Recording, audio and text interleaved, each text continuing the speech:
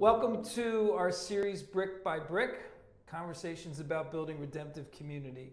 I'm Rob Loughery, founder and president of Nehemiah Development Company, where we are a faith-driven, multidiscipline real estate development company, focusing on infill development, adaptive reuse, new construction, and our mission to build redemptive communities physically, relationally, and spiritually.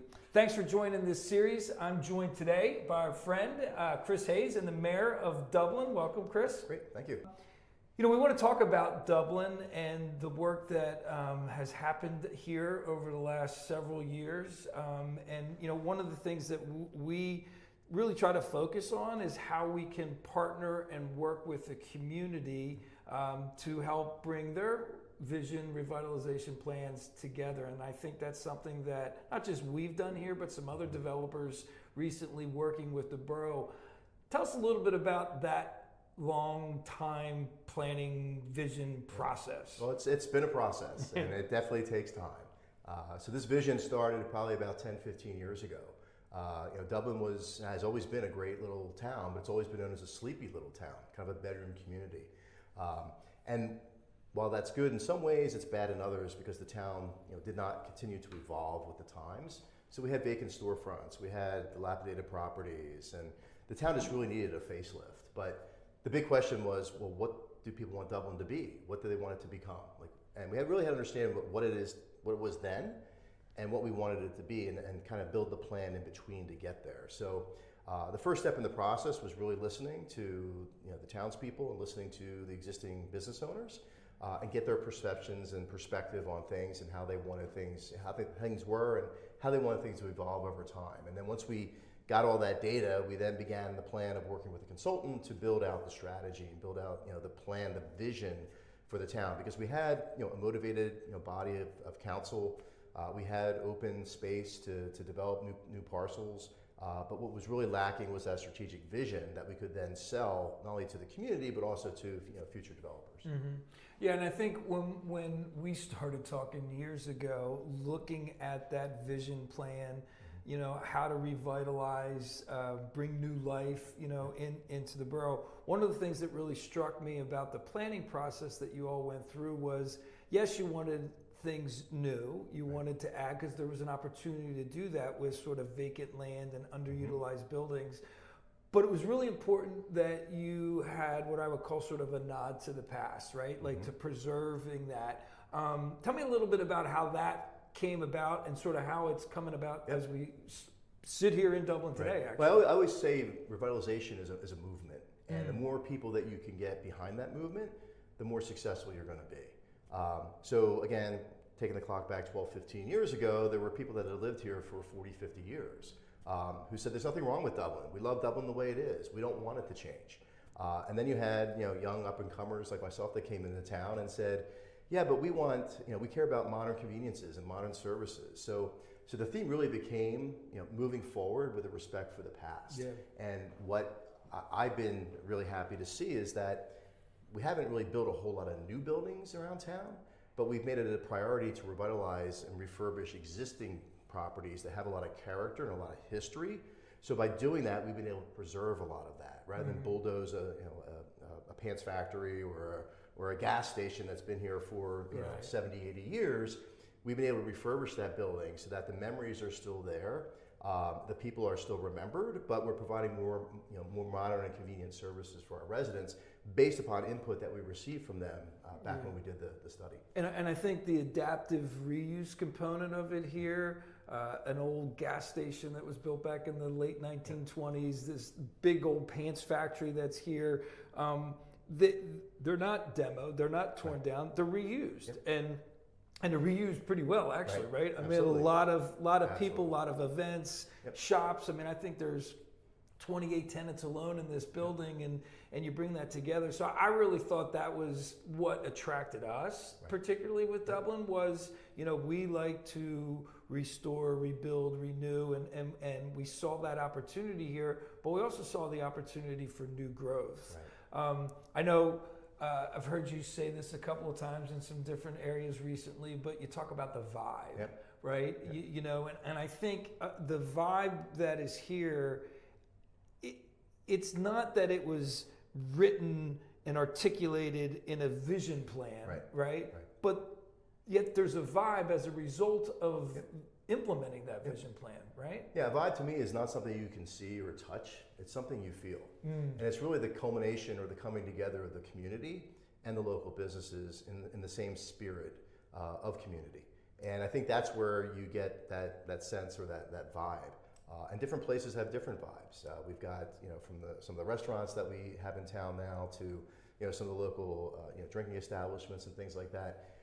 People can now sit back and say, okay, what do I feel like tonight? What mood am I in tonight? And actually pick specific places that they can go to experience that vibe. So that's really been a rewarding and experiencing, kind of exciting part of all that's been going on. Yeah, I like how you put it. It's a vibe's not something you can see or touch. It's something that you feel.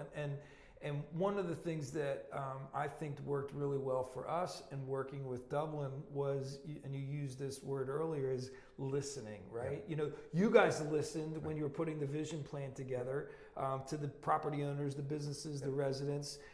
We listened to you looking at that plan, and then worked really closely with the borough to put together, sort of tailor-made solutions. As I often say, it was a great vision plan. A lot of communities have these revitalization vision plans, but often they just sit on a shelf collecting dust. So we were able to listen, see, and then said, okay, well, how do we make this work in the marketplace? And we had to come up with some solutions. A lot of those solutions required some really dynamic collaborative partnerships, and those things sort of evolved, whether it was widening the roads here, putting new infrastructure in. I mean, there's a lot of things that didn't exist before that are here, and then they actually support the things that existed even before. So we're grateful to work in that regard. And I think, your point about listening and working with the community, I mean, you're an elected official, you got to do that, right? I understand that.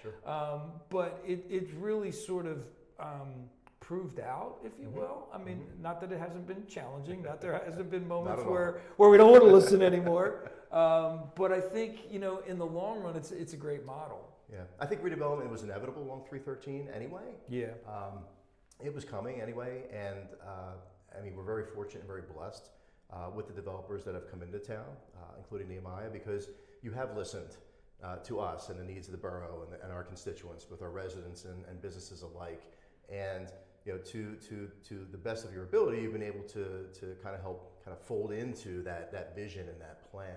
And that's made it much more acceptable for the local community, because again, this is what the community asked for. So we're following that plan as best as possible, within limits, of course, in terms of what the developers intend to do and the types of businesses that you're bringing into town.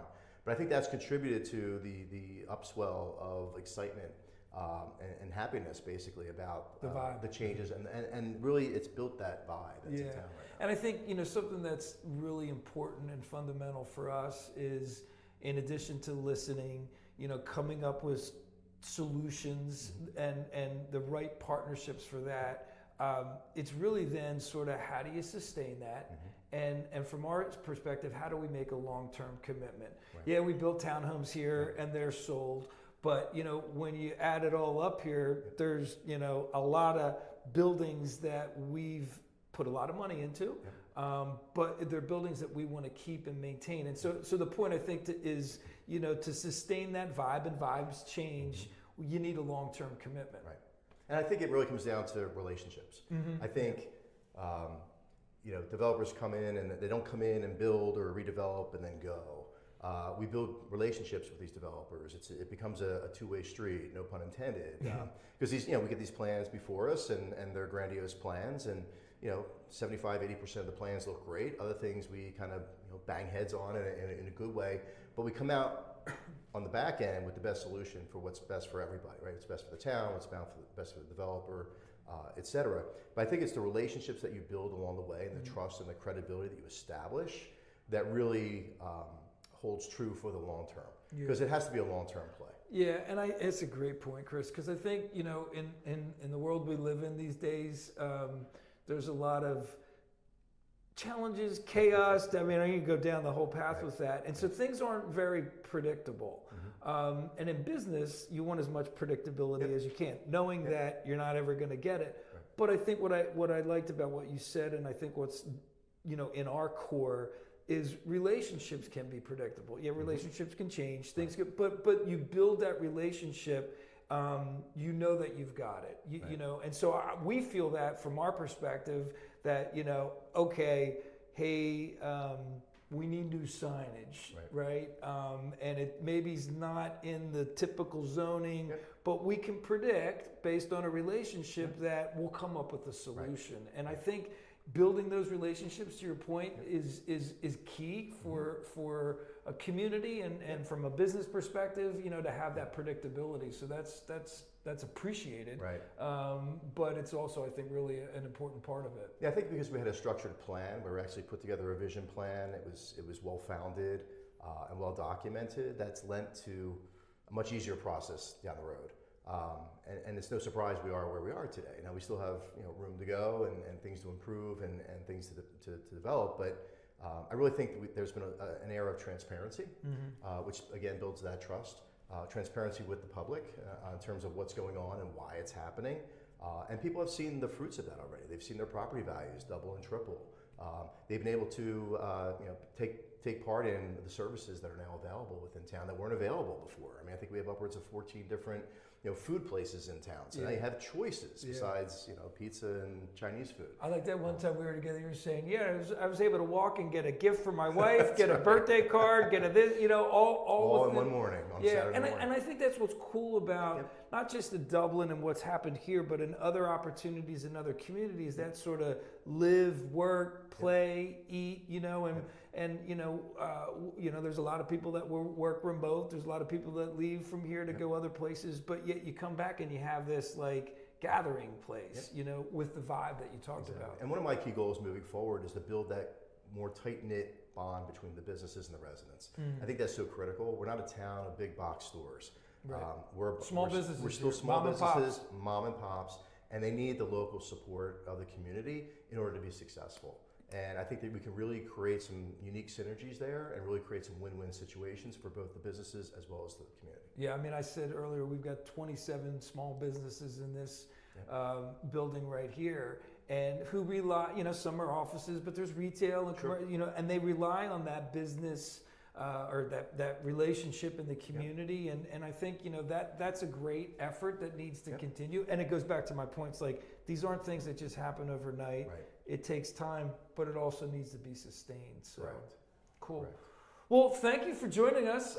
We really It's been appreciate it. Yeah, thank you for joining us on this series Brick by Brick. We'll see you next time.